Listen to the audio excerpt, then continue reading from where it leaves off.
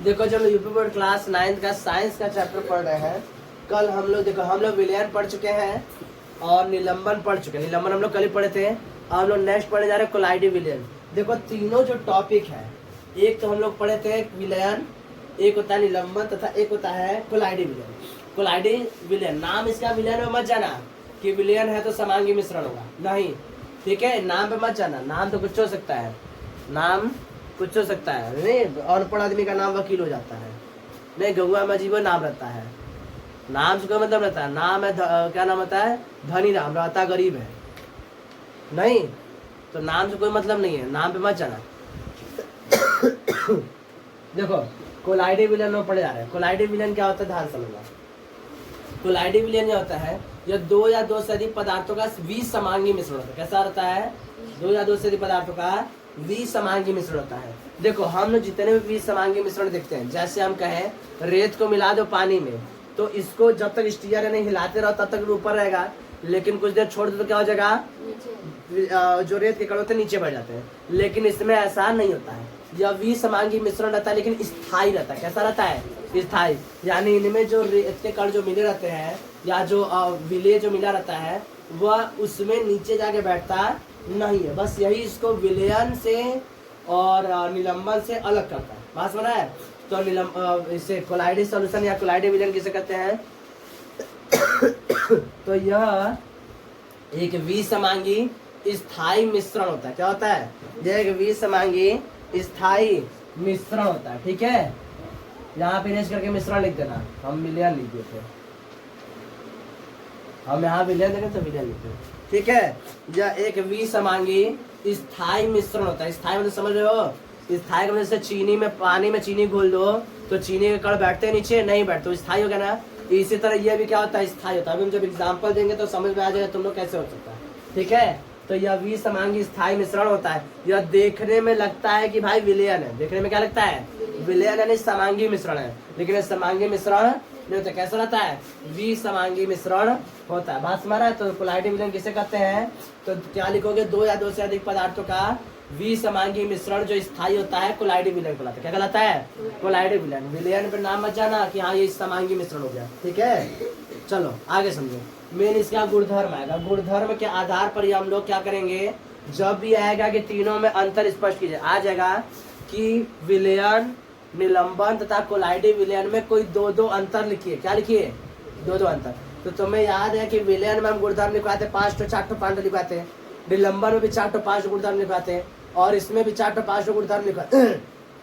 यही गुणधर्म के आधार पर क्या करोगे, तुम तीनों में अंतर स्पष्ट कर दो, गुड इवनिंग, ठीक है, अंतर स्पष्ट कर दो। बात समझ में आ रहा है। तो यही बस इतना है। पहला, यह देखने में समांगी लगता है परंतु यह विसमांगी मिश्रण होता है। यह देखने में कैसा लगता है, समांगी, परंतु विसमांगी मिश्रण होता है। एक उदाहरण समझ लो तो तुम लोग समझने में आसान है, इमेजिन कर पाओगे। जैसे हमारा जो ये एयर है, हमारा जो एयर है कैसा है, ये एक विसमांगी मिश्रण टाइप का होता है। इसमें क्या होते हैं, जल के कण है, जल के कण है, और इसमें धूल के कण नीचे बैठते हैं। दूध है, दूध कैसा है, विसमांगी मिश्रण है, ठीक है। जेली है, ये कैसा है, हमारा कोलाइडी विलयन। कैसा है, कोलाइडी विलयन। बात सुना रहा है। तो कोलाइडी विलयन में होता है जिनमें दो या दो से अधिक पदार्थ मिले हो लेकिन कैसा हो, स्थायी हो। कैसा हो, स्थायी हो, तो उसे क्या बोलते हैं हम लोग, कोलाइडी विलयन बोलते हैं। क्या बोलते हैं, कोलाइडी विलयन। बात सुना रहा है। तो यह देखने में कैसा लगता है, समांगी लगता है, परंतु यह विसमांगी मिश्रण होता है। इसमें प्रकाश का मार्ग दिखाई देता है, इसमें प्रकाश का मार्ग दिखाई देता है। बात समझ रहा है, प्रकाश का मार्ग दिखाई देगा, इसी को हम लोग बोले टिंडल प्रभाव, जो हम आगे समझा रहे हैं। बस इतना समझो कि सब प्रकाश का मार्ग दिखाई देता है। एग्जाम्पल में समझो, जैसे तुम लोग के घर में अगर कोई अंधेरा कमरा रहता है तो उसमें कहीं छोटे से छिद्र से अगर सूर्य का प्रकाश आता है तो उसमें देखो सूर्य का प्रकाश का एकदम मार्ग तुम्हें दिखाई देता है, सूर्य का प्रकाश का मार्ग दिखाई देता है, और उसमें ढेर सारे धूल के कण तुम्हें तैरते हुए भी नजर आते हैं। बात समझ रहा है, उसको हम आगे समझा रहे हैं। तो बस हम इतना समझा कि इसमें प्रकाश का मार्ग दिखाई देता है।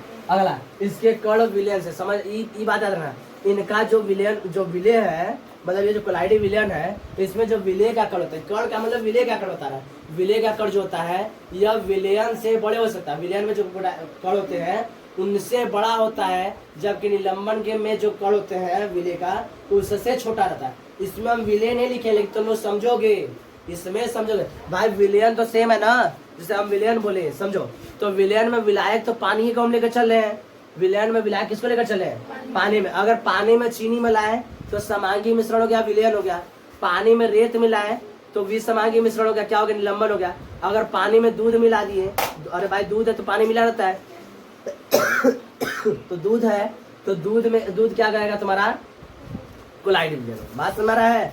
तो विलायक पे मत जाना, विलय पर बात कर रहे हैं। किस पर बात कर रहे हैं? विलय पर। तो विलयन में जो विलय का जो कण होता है, विलय का जो कण होता है किसका? कोलाइडी विलयन में जो विलय का कण होता है वह विलयन में विलय के कण से बड़ा होता है तथा निलंबन में विलय के कण से छोटा होता है। बात समझ रहा है? अब इसके कण विलय, हाँ ये हो गया अपना। अगला, इसे छान कर अलग नहीं कर सकते। इन्हें छान कर, तुम दूध में छान तो दूध में से छान क्या उसमें से क्या नाम है घी अलग कर सकते हो? नहीं। तो हम लोग क्या करते हैं? इसे छान के अलग अलग नहीं कर सकते। तुम इसे पर्दा लगा के छान दो, धूल के कण अलग कर दोगे? यह स्थायी होता है। क्या होता है?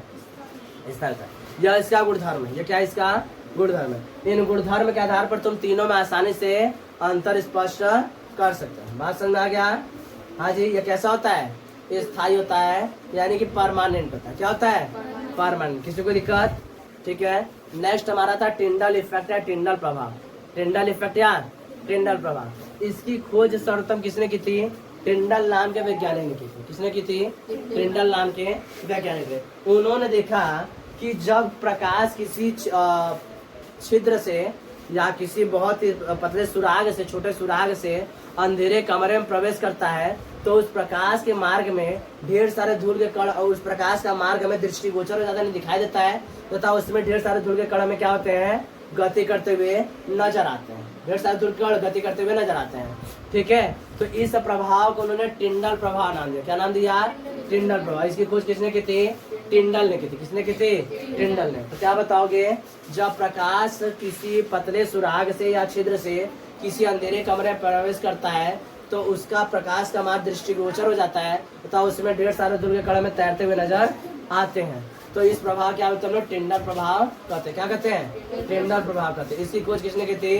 टिंडल नाम के वैज्ञानिक ने की थी। ठीक है। इसको लिख लो पूरा।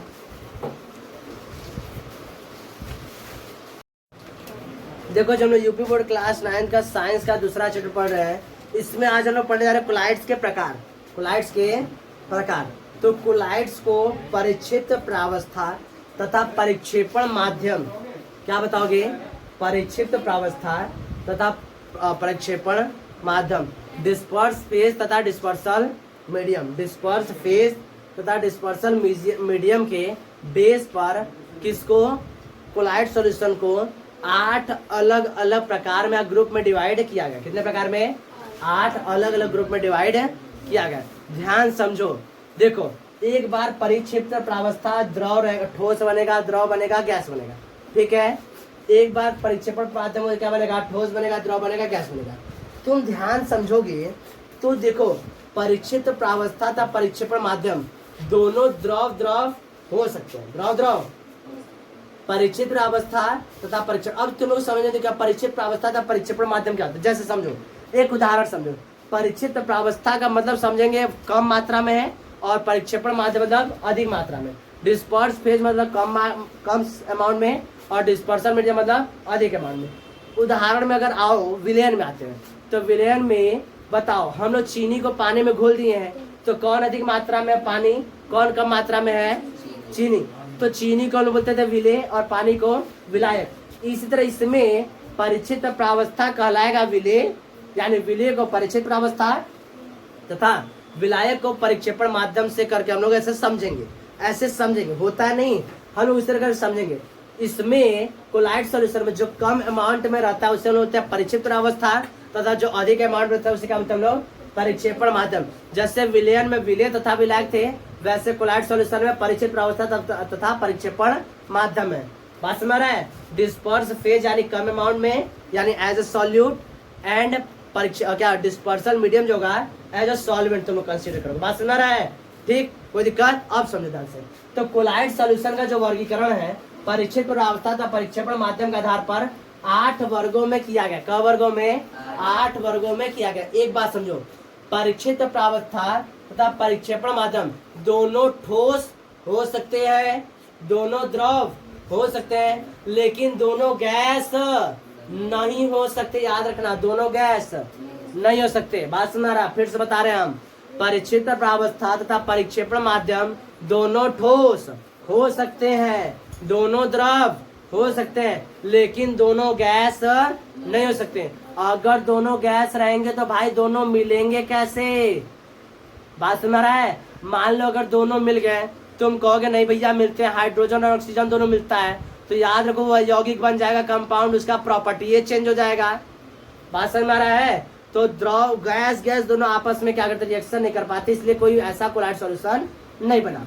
बात समझ रहा है? अब कहोगे हमारा एयर तो बना हुआ है, तो एयर में तो भाई डस्ट पार्टिकल अलग चीज है, डस्ट पार्टिकल क्या हो गया, सॉलिड हो गया, वाटर ड्रॉपलेट्स क्या हो गया, लिक्विड हो गया। बात समझ रहा है? और बाकी गैस अलग अलग रहते हैं, वो ऑक्सीजन अलग है, कार्बन डाइऑक्साइड अलग है, सब अलग अलग रहते हैं, दोनों आपस में घुस के नहीं रहते एक साथ। बात समझ रहा है? बात समझ रहा है? तो इस तरह से दोनों का रिएक्शन आपस में नहीं हो पाता है। अगर रिएक्शन होगा तो कोई ना कोई दूसरा कंपाउंड बना लेगा, उसे हम लोग कंपाउंड में पढ़ेंगे। किसमें पढ़ेंगे? कंपाउंड में। तो याद रखना, परिक्षेत्र प्रावस्था तथा परिक्षेपण माध्यम, डिस्पर्स फेज और डिस्पर्सन मीडियम दोनों गैस नहीं हो सकते, दोनों गैस। क्लियर? इसलिए हम लोग क्या पढ़ेंगे, 8 ही प्रकार। अगर गैस गैस मिल जाते ना तो 9 पढ़ते, क्या पढ़ते, 9 पढ़ते। चलो पहला न पढ़े, देखो परिक्षेपण माध्यम क्या मतलब, क्या चीज विलायक जो अधिक अमाउंट में है, क्या है, अधिक अमाउंट में। अगर अधिक अमाउंट में कौन है, गैस, कौन है, गैस। याद रखना, अगर परिक्षेपण माध्यम अगर गैस है तो आंख बंद करके क्या बताओगे उसका ये प्रकार, एरोसोल। क्या बताओगे? एक चीज याद रखना, अगर परिक्षेपण माध्यम है तो उसका प्रकार, तो कोलाइड सॉल्यूशन का कौन सा प्रकार रहेगा, एरोसोल। कौन सा रहेगा? फिर से बताओ, अगर परिक्षेपण माध्यम रहा, परिक्षेपण माध्यम अगर गैस रहा तो उसका कोलाइड सॉल्यूशन किस प्रकार का है, एरोसोल। कौन सा प्रकार रहेगा, एरोसोल। चलो अब देखो, जैसे गैस में अगर द्रव है, गैस में क्या है, द्रव, समझो गैस है, इसमें द्रव है, इसका मतलब कोहरा हो रहा है। कहा यही हो रहा है, द्रव है और सॉरी गैस है, उसी में द्रव है, तो इसका मतलब क्या हुआ, कोहरा। क्या हो गया? तो उसका उदाहरण क्या आएगा, कोहरा। अगर पूछेगा बताइए कोहरा किस प्रकार का कोलाइडल सॉल्यूशन है, तो क्या बताओगे, एरोसोल। क्या है? इसमें परिक्षेपण माध्यम कौन है, गैस। कौन है? और परिक्षित प्रावस्था कौन है, द्रव। समझ में आया? अगर माध्यम, अगर बताओ परिक्षेपण माध्यम अगर क्या रहा है, गैस रहा, तो उसको क्या पढ़ेंगे, वह किस प्रकार का बनेगा, एरोसोल। कोई दिक्कत? अगला देखो, परिक्षेपण माध्यम गैस है, इसमें क्या मिल रहा है, ठोस। क्या मिल रहा है, ठोस। समझो गैस है, इसमें ठोस मिल गया है, यानी कि ठोस मतलब धूल का कण, आंधी मतलब क्या हो गया, आंधी, धूल के कण धुआं, धूल के कण धुआं। समझो आंधी चल रहा है, आंधी किस प्रकार का है, तो क्या बताओगे, आंधी किस प्रकार का है, वो है कोलाइडल सॉल्यूशन, तो कहोगे एरोसोल है। परिचित प्रावस्था कौन है, धूल के कण यानी ठोस है, और परिचित प्रावस्था कौन है, गैस है। बात समझ आया? अगर परिक्षेपण माध्यम अगर गैस है तो डायरेक्ट क्या बताओगे, वो किस प्रकार का कोलाइडल सॉल्यूशन, एरोसोल। अगर डिस्पर्सन फेज गैस है तो किस प्रकार का कोलाइडल सॉल्यूशन है, तो कहोगे एरोसोल। याद करने का आसान तरीका। समझ में आया? अब अगला समझो, अगला समझते जाओ और याद करते जाओ। अब समझो, परिक्षेपण माध्यम गैस हो गया, अब गैस के बाद किसको पढ़ेंगे हम लोग, द्रव। किसको पढ़ेंगे, द्रव। अगर द्रव में गैस मिला दो, द्रव में क्या मिला दो, गैस। समझो द्रव में गैस के एग्जाम्पल हमने देखे थे का, द्रव में क्या मिला हुआ है, गैस। तो द्रव में अगर जैसे में क्या मिला दे, गैस, तो क्या बन जाएगा, तो समझो जैसे झाग, जैसे झाग, और झाग कहाँ पर आएगा, शेविंग क्रीम। कहाँ पर आएगा, तो झाग क्या है हमारा, झाग एक तरह का हमारा ये है कोलाइडल सॉल्यूशन है, किसमें क्या मिला हुआ है, तो परिक्षेपण माध्यम द्रव है, और ये क्या है, परिक्षेपण अवस्था गैस है। क्या रहेगा इसका, किस प्रकार का, फोम। फोम हम लोग 2 पढ़ेंगे। फोम क्या पढ़ेंगे, अब समझो ध्यान से, फोम 2 पढ़ेंगे, एक यहाँ पर भी, जिसमें यहाँ पर क्या है, तो कहोगे परिक्षेपण माध्यम द्रव है और परिक्षेपण अवस्था गैस। एक जगह और पढ़ोगे जिसमें परिक्षेपण माध्यम बदलेगा, क्या आ जाएगा, ठोस, और यहाँ क्या आएगा, गैस। कौन आएगा, गैस। समझो ध्यान से, यहाँ पर भी गैस, यहाँ पर भी गैस, दोनों जगह। अगर गैस द्रव में मिल रहा है, गैस द्रव मिल रहा है, तो कहोगे फोम। क्या कहोगे, अगर गैस ठोस मिलेगा तब वो फोम, तब वो। याद करने का आसान है, और गैस तो गैस मिलेगा ही नहीं, गैस गैस। समझो गैस तुमको आसान कर रहा है याद करना, गैस क्या कर रहा है, बता रहा है कि भाई हमें पकड़ो, हम इसमें सबसे कमजोर कड़ी है। अगर गैस परिक्षेपण माध्यम में रहा तो क्या पढ़ेंगे, एरोसोल। क्या पढ़ेंगे, अगर गैस उधर चला गया परिक्षेपण अवस्था में तो क्या पढ़ेंगे, फोम। क्या पढ़ेंगे, समझ आ रहा है, या तो गैस द्रव में जाए तब वो फोम, गैस ठोस में जाए तब वो फोम। मतलब हम लोग क्या पढ़ चुके, 1 2 3 4, 4 बड़े चारे बचा हुआ है, चारे बस है बचा हुआ है, समझे। 4 आसान है, एक एरोसोल, 2 मिला एरोसोल हो गए, 2 मिला फोम हो गया, बचे 4, बचे 4, चारों को अलग अलग याद कर लेंगे तो हम समझो ध्यान से। अगला समझो, अगर गैस द्रव में मिल रहा है तो क्या पढ़ेंगे, foam. Example saving rate, example saving rate. अगर द्रव में मिल रहा है, द्रव किस में मिल रहा है, द्रव में, यह याद करना बड़ी आसान तरीका है। द्रव को अगर द्रव में मिलाएंगे, द्रव को द्रव में मिलाएंगे तो एक पेंट आता है। तो लोग अगर चाह के टीवी में प्रचार करोगे देखोगे ना, तो एक बहुत पतला सा आता है लड़का, पेंट का प्रचार करता है, पता नहीं कैसे कैसे बोलता है करके, और इमल्सन बोलता है, वो एक वर्ड बोलता है इमल्सन पेंट।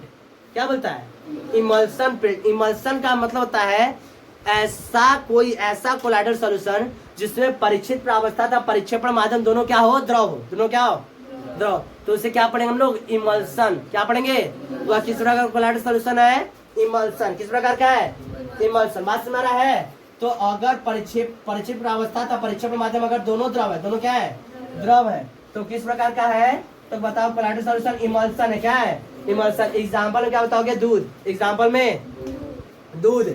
स्याही भी, इंक है ना, पेन से इंक लिखते हो, वह भी इमल्सन है। वह भी क्या है, पेंट भी इमल्सन है। पेंट भी क्या हो जाएगा, इमल्सन। करने वाला पेंट जो दुकनिया मिलता है वो नहीं, वो प्योर रहता है, उसमें बाद में जाके पता नहीं क्या क्या मिला के तो अब घर पे पोती पोता स्टार्ट होता है। बात समझ रहा है। तो कोई डायरेक्ट पोतने वाला भी दे देते हैं कि जाइए डायरेक्ट यूज कीजिए। पहले मतलब हमें याद नहीं है, मतलब पहले ऐसा होता था, हमारे पापा जब पेंट लाते तो पहले उसमें पता नहीं क्या मिलाते थे, तो इमल्सन की तरह बनता तब जाके पेंट करते थे वो। लेकिन अब शायद दुकानदार वाले आसान करने के लिए वो कहते भाई इससे समय बचेगा, नहीं तो पता चला मिस्त्री आकर 4 घंटा मेल फेटने में लगाता था, तो अब से पता चला 12 बज गया, तो दूध दीवार पेंट किया भैया 6 बज गया, चल रहे घर पैसा था।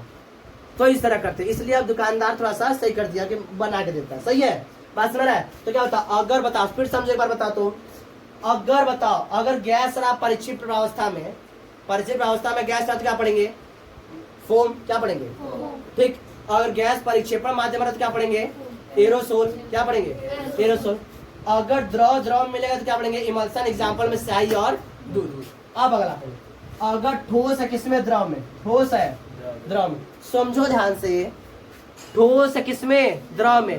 पानी में तो मिला दो ठोस, पानी में क्या मिला दो, ठोस। पत्थर मिला दो, धूल के कण मिला दो तो क्या बन जाएगा, कीचड़, हिल्ला। क्या बन जाएगा, तो उदाहरण क्या हो जाएगा इसका, कीचड़। और इसको पढ़ेंगे हम लोग सोल। क्या पढ़ेंगे, सोल। क्या पढ़ेंगे, सोल। क्या पढ़ेंगे इसे, सोल। ठीक है। इमल्सन को याद करना, द्रव में द्रव इमल्सन, द्रव में ठोस, द्रव में ठोस, तो क्या पढ़ेंगे इसे, सोल। उदाहरण कीचड़, उदाहरण कीचड़, हिल्ला, किचकिल्ला। ठीक है, बात समझ रहा है। अगला समझो, अगला तो ठोस बताओ, ठोस अगर द्रव में जाए तो क्या बोलेंगे हम लोग,